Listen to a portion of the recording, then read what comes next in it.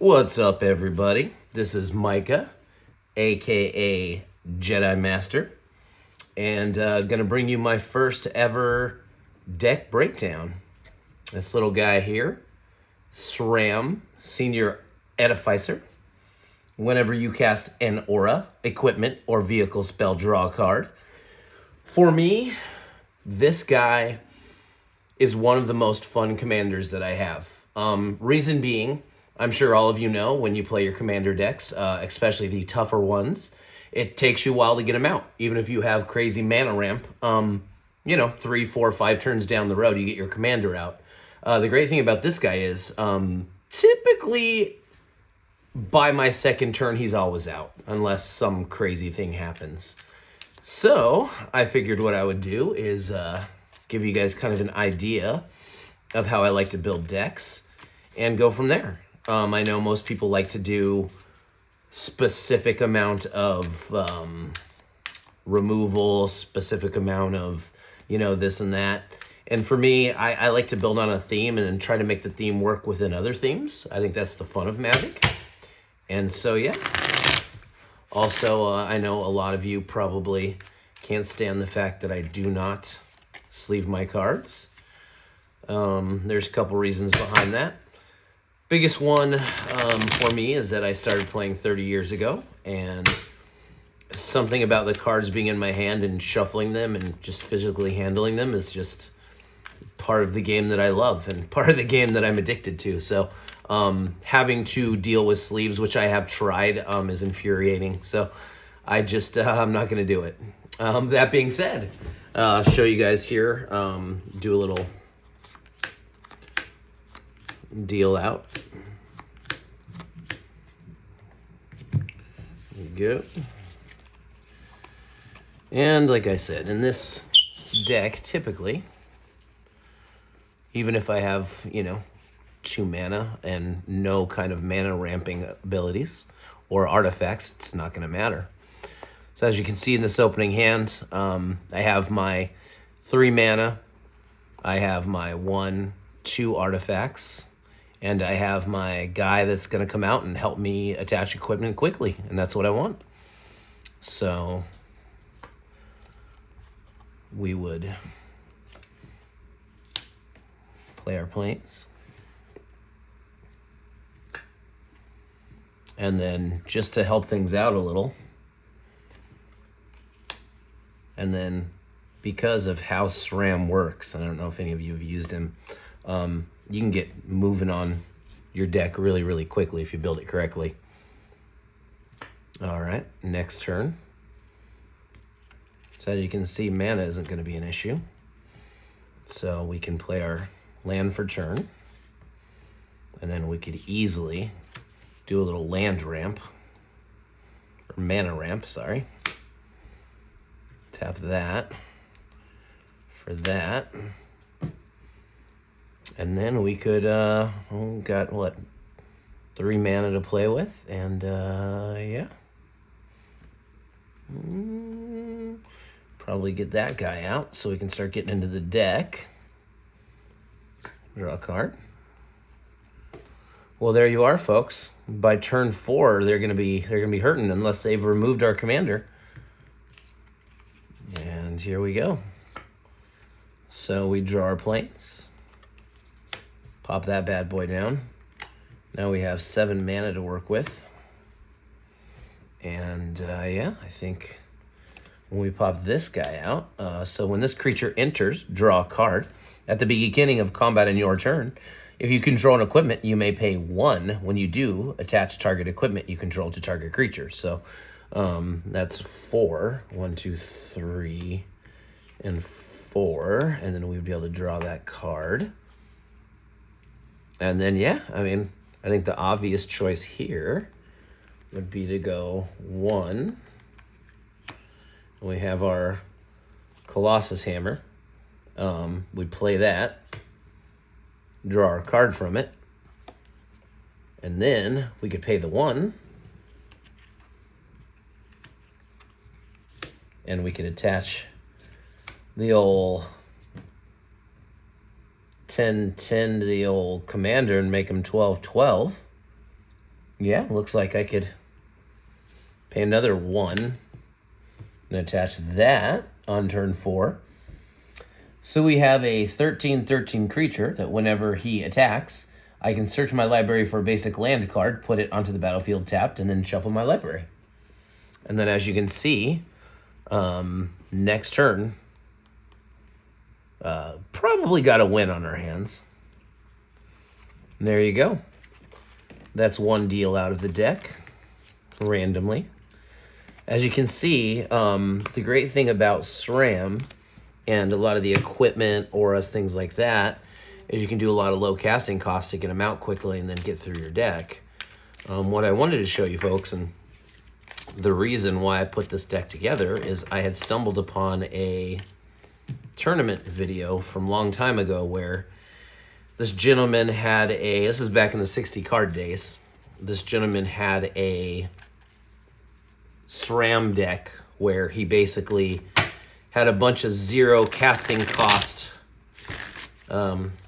stuff in his deck and was able to get going really quickly and cast 20 spells in a turn. And then he had can't remember what it's called, as a red card, but basically it did 1 damage to target opponent for every spell you casted that turn. And with him casting 20 spells, he knocked the guy out in 1 turn, which I really thought was pretty fun stuff. Yeah, so I figured it would be kind of fun to try and put together a aura equipment commander deck with SRAM, and looked into the 0 casting cost equipments out there. Turns out there's like 4 or 5, so not as many as I'd hoped, but they're really fun to get in your opening hand, and hopefully we'll give that one more shot for you guys. So here we go. 1, 2, 3, 4, 5, 6, 7. There we are. And it looks like we got our 2 planes. All right. And there we are. Okay. So a little more ability to get into our deck there. The core Spirit Dancer allows us to draw a card when we cast an aura. And yeah, whenever we cast a historic spell, we can tap a creature an opponent controls. So, got a little defense. Doesn't look spectacular, but typically, and I wanted to show you guys, this deck, it doesn't even need to look spectacular in the beginning. Typically, if I can get SRAM out, you get into the deck quickly enough. All right, here we go. Shadow Spear. So there you go. As I only have 2 mana, as you can see, but I'm going to be able to get into the deck just by getting him out. There we are. All right, so if we draw land, oh, there we go. Now, just to try and start getting into this darn deck would be Shadow Spear, draw a card, and that's what I was hoping, is to get another land. That way I definitely have my land drop next turn. So for 2, I can set myself up with her. There we are. Oh, that's fun. Okay. So there you go. I could pop down my land, as I did not miss land drop because of the commander. And then I could tap my 4, and then there's my enchantment. So whenever an opponent draws a card, that player must pay 2. If the player does not, you create a treasure token.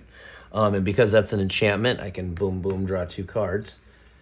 And so I should be in pretty good shape. There you go. And I should be in pretty good shape. As you can see, kind of a garbage hand to begin with, but able to get into it super quickly. All right, so if you folks don't know what Cloud is, as long as Cloud is equipped, if an ability of Cloud or an equipment attached to it triggers, that ability triggers an additional time. So he's pretty fun. So we can pop out him. All right.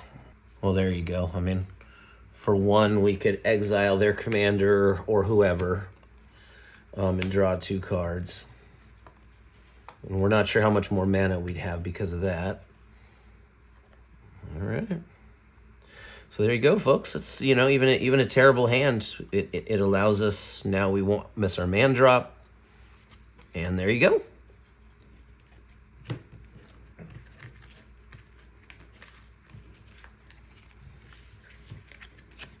All right, let's kind of give you a breakdown of what I put together when it comes to this guy. So I don't know if a lot of you people know, I had to look this up myself as well, but an enchantment creature is a creature with an aura attached to it, right? So you would be able to draw a card off of that. So I tried to put some of these here guys in the deck, so that way, you know, not only it's a creature, and it typically will have some sort of ETB effect or an effect that, you know, stays triggered while they're on the battlefield. And you also get to draw a card off of it. So it has its typical mana stuff in it, even though probably not as much as a normal deck. And I have most of the swords in here. Each one kind of does its own special effect. But these are great to start your hand off with. It is just a free card draw, and it, you know, it gives your creature some sort of a small bonus. This one is fun. I believe this came out of the Final Fantasy set, the Genji Glove. Equipped creature has double strike. Whenever a creature attacks, if it's the first combat phase of the turn, untap it. After this phase, there is an additional combat phase, so that's stupid. Now, let's say, you know, you tap this and this on somebody there. You know, you jump those two guys on someone. You know, it's bananas, really. And then, you know, if for some reason you have those attached to Cloud, so basically what's going to happen is each one of these is going to trigger an additional time, right? But if we find Cloud's weapon, so there's Excalibur. Whenever you gain life, put a charge counter on Excalibur 2. Equip creatures +1 for each charge counter on Excalibur 2. That's, you know, doubling when you have that guy out there.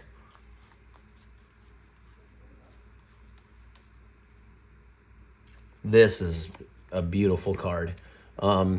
Basically, you can attach it to someone right away, and then right when equipment comes out, you can attach it immediately, and the creature gets indestructible. What a crazy card. What a crazy card. Obviously, you have to have something like a Prowler's Helm in here, so that way when you do have your commander buffed up, you can just, you know, hit and they're done for. Buster Sword. There you go. So he gets +3/+2, and then whenever he deals combat damage to a player, draw a card. Then you may cast a spell from your hand with mana value less than or equal to the damage without paying its mana cost. So there you go. That triggers twice. Not too bad. There's your... This gentleman I found from Andre, and he is from the Fallout set. Whenever an equipment enters the battlefield under your control, you may draw a card. Equipment you control have equip 0 as long as you control 3 or more artifacts. That linked with him is bananas. Really, really, really, really, really great combination. This guy, the let's see, Umezawa's Jite. Whenever equipped creature deals combat damage, put 2 charge counters. So on Cloud, you'd be getting 4. Remove a charge counter from it, and equipped creature gets +2/+2 until end of turn, or -1/-1 until end of turn, or you gain 2 life. So depending upon what you have, if you got this guy on there where you're gaining life, you might want to do that because, you know, you're getting both, right? You're getting the +1s and +1s from this, and you're getting the life. If you don't have this out, you might do the +2/+2. Quick commander death there. Found this little guy, Mur Adapter, gets +1/+1 for each equipment attached to it. There's a couple of those kind of cards. This old Mur right here, attach target equipment you control to target equipment, trigger creature you control. And here's another enchantment that allows me to draw 2 cards if I have the right stuff out. And it basically, that bottom ability, you may pay 0 rather than pay the... You may pay 0 rather than pay the equip cost for the first equip ability you activate during each of your turns. Pretty crazy. And then, of course, land tax. I don't know if anyone knows about land tax, but that's great to get out if you're second and start getting rid of all those planes and start getting into the good stuff. Now, this card really impressed me. I'd never seen this before, but I'd found this on MTG Online, I believe. At the beginning of your combat on your turn, you may attach any number of auras and equipment you control to target permanent or player. And that can be a partner commander. What a crazy card. Crazy card. Let's see what else I got. And that's pretty much it for the deck, guys. Just a whole bunch of swords, hammers, creatures that get +1/+1 with every equipment on it. Everything is a theme, and hopefully the idea is that even if I have a removal, it's an aura, right? So it triggers from him. So I don't have as much removal and board wipes in this, but the plan obviously is to get this guy out quickly, get stuff attached to him quickly, and, you know, I only got to do the 21 commander damage. So, yeah, that's basically it. You know, if you get your mana going, you can put out something like that. A little Eldrazi Conscription. Gets +10/+10, has Trample and Annihilator too. And, yeah, that sucks if you got Cloud on him because he's knocking out 4 of your permanents. But yeah, that's about it, guys. I hope you enjoyed my breakdown of Sram. And I will definitely do a video soon of a playthrough to show you how it does against other decks. All right.